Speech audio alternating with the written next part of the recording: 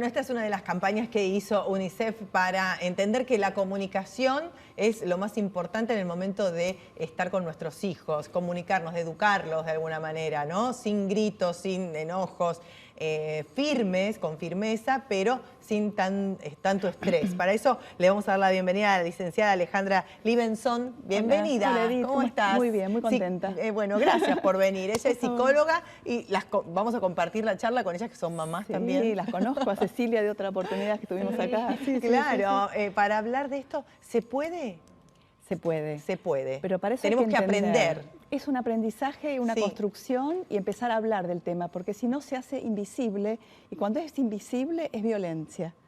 Porque todo lo que no se habla, se actúa. Entonces los papás a lo mejor suponen que están criando de una forma saludable a un niño y sin darse cuenta, y no por intencionalidad, están generando cierto grado de violencia invisible en la crianza cotidiana. Pero a nosotros nos criaron, te lo deben decir siempre esto que voy a decir, a nosotros nos criaron con gritos, con chirlo, un sopapo, esta frase un sopapo a tiempo, no, y decís, bueno, tan mal no salí dentro de todo. Vos sabés que hay un estudio de UNICEF que dice que casi el 46,6% supone que está mal hacerlo, pero pese a lo cual lo hacen igual porque no lo pueden manejar, porque es un tema incluso, como vos decís, cultural, pero en realidad uno está vulnerando sus derechos, porque un niño, por la protección de la Convención de los Derechos de los Niños y de las Niñas, no se le puede pegar ni lastimar, pero no solo físicamente, porque lo que más duele no siempre es un golpe o un chirlo, es la humillación, el maltrato, la falta de respeto, el desamparo. Hay muchas palabras que duelen más que un golpe. Sí. Por eso la crianza sin violencia no supone solamente que hay golpes físicos que dañan la integridad corporal de un niño, sino daños emocionales, invisibles, que a lo mejor todos los días ejercemos, hasta vos o yo o cualquiera de nosotros, y no nos damos cuenta. Por eso es importante comprender que criar a un hijo tiene que ver con el respeto, el amor, el deseo de que un niño se eduque desde un lugar de aceptación y no querer que sea imagen y semejanza nuestra, ¿no? Porque también si queremos que se parezca a nosotros, le coartamos su libertad y eso también es violencia. ¿Hasta qué edad uno lo considera un grito? ¿Entendés lo que te quiero decir? O sea, si cuando tu hijo está entrando en la adolescencia y después de 17 veces que vos le decís que hay algo que no lo puede hacer, lo sigue haciendo, el elevar la voz también se considera un grito ahí. Y sí, pero ahí hay que preguntarse qué pasa que no se están pudiendo escuchar, ¿no? Porque yo creo que en la adolescencia se reactivan los terribles 2 años, el desafío, el no soportar el no, la baja tolerancia a la frustración, a la capacidad de espera. Entonces los papás a veces insistimos en cosas y tal vez la forma en que nos vinculamos hace que los chicos bajen la cortina de hierro y no nos quieran escuchar. ¿Cómo entra ahí en juego la autoridad? ¿Cómo se hace valer la autoridad que uno tiene que tener? Porque es el que pone el límite en definitiva. Mira, yo creo que la autoridad se construye desde los primeros momentos de vida y en los primeros 5 años, porque no es ejercicio del poder sobre un niño, sino justamente tenerlo como una persona que no es un adulto en miniatura. Entonces, si uno se pone desde el lugar de poder y avasalla al niño desde un lugar autoritario y supone que el niño tiene que hacer todo lo que uno quiere que haga, y eso también es violencia. La autoridad es un lugar, una posición de los padres o quien cumple la función materna o paterna, porque no necesariamente son los padres biológicos. Sí. Una abuela, parejas heterosexuales, homosexuales, familias monoparentales, quien esté a cargo de un bebé y un niño, desde el lugar y el respeto hacia el niño está transmitiendo lo que significa la autoridad, que es escuchar, mirar, respetar y entender que cada uno es diferente y uno no los puede hacer a imagen y semejanza. Cuando uno se vuelve autoritario es cuando se le corrieron los propios límites de autocontrol. Cuando uno cuando uno se desborda y es autoritario, ahí es donde la ley empieza, uno no es transmisor de la ley, sino que se convierte como en la ley pura, porque lo digo yo, y basta, se acabó. Y el chico claramente lo primero que hace es defenderse de ese autoritarismo.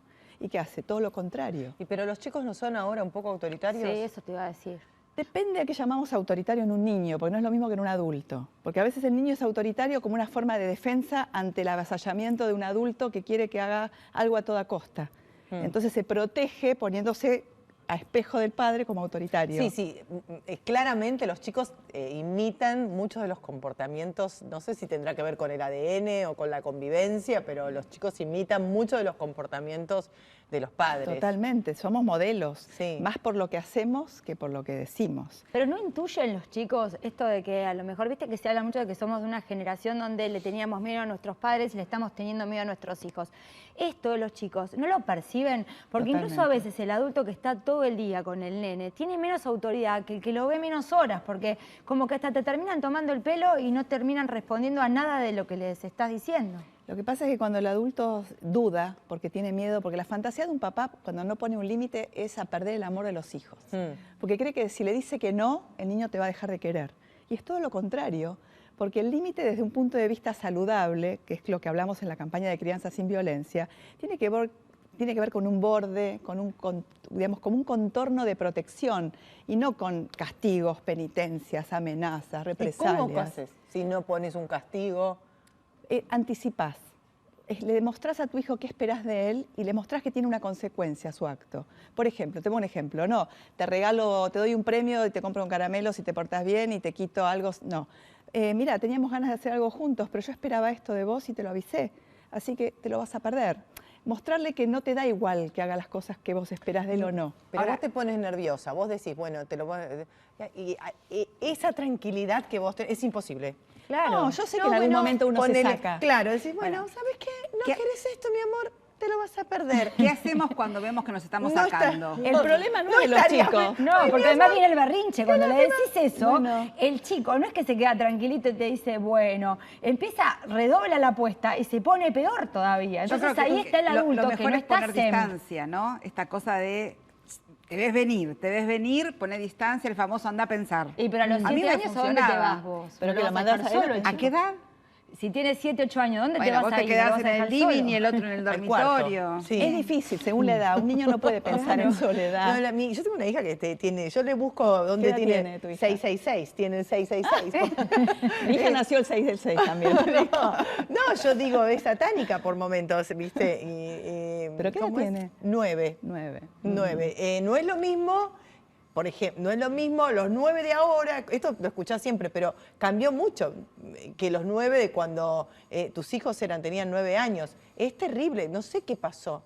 No Lo que sé pasa qué es que pasó. tienen un envase. Las redes. Claro, están como en un envase de niñas más grandes, pero son muy pequeñas Hay que todavía. ubicarlos, ¿no? Digo, ¿Eh? hay que ubicarlos también. Sí, y- pero no así. Mirá cómo hizo. No, pero... Con el mirá, dedito, de mínima el yo dedito. Yo desde que soy madre estudié como muchas cosas de psicología. Ahora tengo Sí. 3 que están en una edad distinta. Pero cuando eran chiquitos, había implementado el tema de las caritas, de agarrar un pizarrón y No, poner en la no. carita. Nunca te funciona porque no solamente iban y me borraban las caritas tristes que le ponía, sino que terminaban a las trompadas Pero entre me ellos da el para ver empleado quién del tenía. mes eso, ¿no?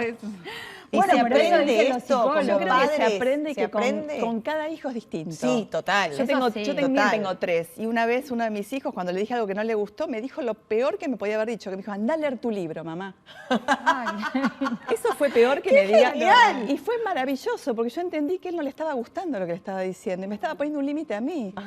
Y algo que hablaba con el taxista, que cuando yo llegué acá me decía, yo no puedo entender los papás que le pegan a un hijo. Y una vez a mí me pasó que casi le doy un sopapo y después le pedí perdón. Y yo digo que a veces uno se equivoca o a veces está desbordado por la vida cotidiana, por el laburo o la falta de laburo, y uno dice, ¿qué puedo hacer? Bueno, si yo siento que estuve excedido, poder pedir perdón y reparar. Porque los chicos pueden entender que si un adulto se puede equivocar, ellos también se pueden equivocar. Está bueno.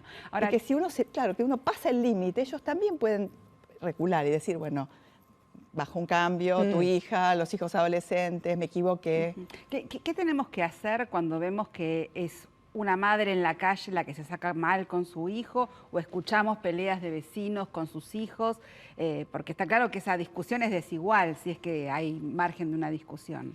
Mira, cuando somos observadores tenemos que ser observadores cuidadosos y protectores de la infancia, pero a veces si nos metemos directamente recibimos una agresión de quien vemos que está humillando o castigando a un niño. Tenemos que ir a la justicia, hacer la denuncia, Yo el otro llamar día en al la 102 calle le grité, no le hables así. y te van a alguien. contestar mal No, seguramente. me miraron mal, pero digo, me parece que alguien tiene que hacer de frontón, Es un muy adulto, un par. difícil, es muy difícil, pero hay una línea que se llama la línea 102, que es una organización vinculada a la niñez y la adolescencia, donde uno puede ir a contar estas situaciones y ahí te pueden sugerir cuáles son los instrumentos como para involucrarse, porque uno cuando es testigo de una situación de violencia, de maltrato y de abuso, no puede cerrar los ojos, tiene que involucrarse Pasa que a veces uno tiene miedo de involucrarse, por eso hay que recurrir a entidades y a la ley como para que atraviese esas situaciones donde un niño se le están vulnerando sus derechos.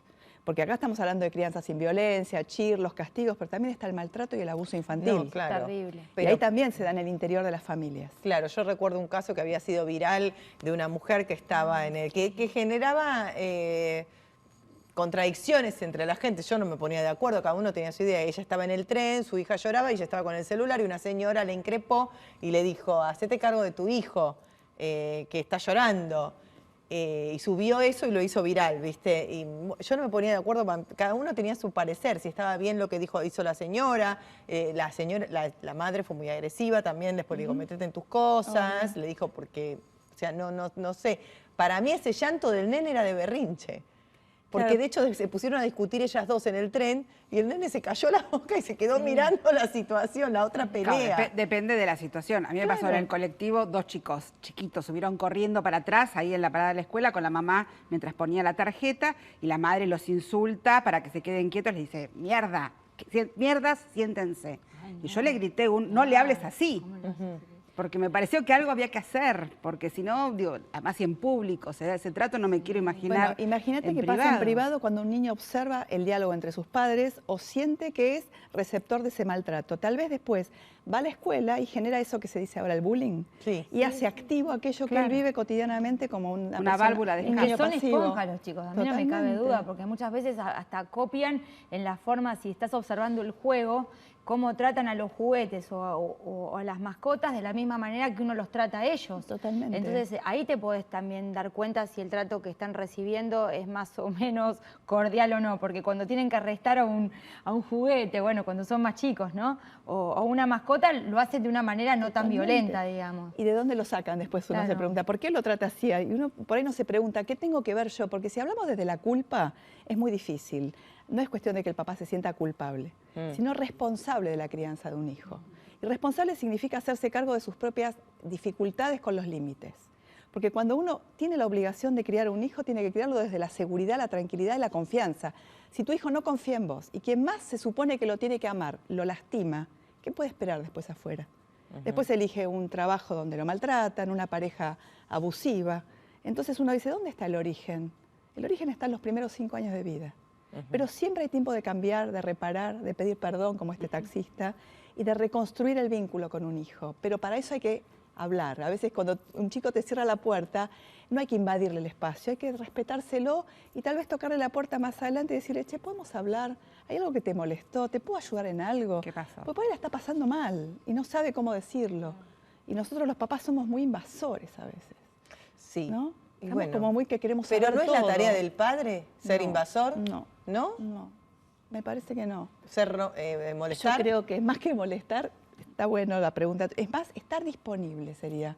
Corrernos de ese lugar de invasores y estar por si nos necesitan, atentos. Yo creo que ese sería un poquito El cambio. movimiento como Claro, para ¿qué hay que hacer? correrse de ese lugar de la violencia a un lugar de cuidado y acompañamiento y protección. Puede ser que el chico también te cuente a vos en la medida en la que ve que vos, en lugar de estar generándole un cuestionario, también lo haces partícipe de las cosas, sin, obviamente, no diferenciando el adulto del niño, de algunas cosas que te están pasando a vos para que sienta que hay un diálogo y no tanto un interrogatorio. Totalmente. Si hay algo que se puede compartir, es preferible eso a mentirle. La mentira nos suma. Es más dolorosa que la verdad. Si estás pasándola mal y le contestaste mal y decirle, mira, tengo tal problema, o no contarle el problema, pero decirle, no la estoy pasando bien, te pido disculpas, te grité, pero no es con vos.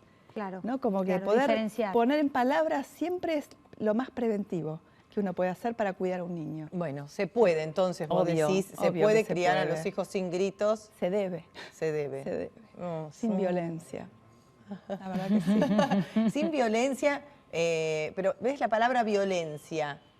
Quizás levantar la voz también es violencia. Y sí. Para mí, discúlpame que te lo diga, Decímelo. pero para mí es imposible. Es imposible. Y Te lo pero- tengo que ser y- sincera. Para mí es todo muy lindo acá, charlando. Ah, qué lindo, mirá, mi amor, yo te quiero mucho, pero, viste, deberías anda a tu cuarto a repensar lo que estás... Para mí es imposible. Yo creo que es un laburo para Es uno. un laburo, pero trabajar con uno mismo y qué cosas a uno lo sacan, ¿no? Para poder ver qué te dispara en tu hijo algo o tu hija. No, yo creo que por ahí tiene que ver con todo con el vos. tiempo hay que estar aprendiendo a ser padre y depende, como vos decís, un hijo es una cosa, otro hijo es otra cosa, otro hijo es otra cosa. También depende del carácter de cada uno de los chicos. La edad de los chicos. La edad de los chicos también, absolutamente. Uno va cambiando y se va acomodando y nadie sabe ser padre. Uno hace lo mejor que puede porque los amás igualmente, pero en el momento de... igualmente, a pesar de que a veces los querés liquidar, porque te despierta. O sea, somos humanos. Obvio. ¿Me entendés? Y la ira y los enojos y las broncas forman parte Pero de está bueno que te como el enojes. amor forma parte de nuestros sentimientos. Obvio. Entonces, es imposible no levantar la voz. No, es pero imposible. por ahí te puedes enojar sin Claro. gritar. No. No te convencí, cuesta, ¿no? No me convenciste, no me convenciste. Bueno, después charlamos. Ya sacame un turno. Dale. Unos cuantos. Hacemos grupo. Grupo de autoayuda. padres. Con hijos. Yo te mando a mi hija una semanita para que la veas.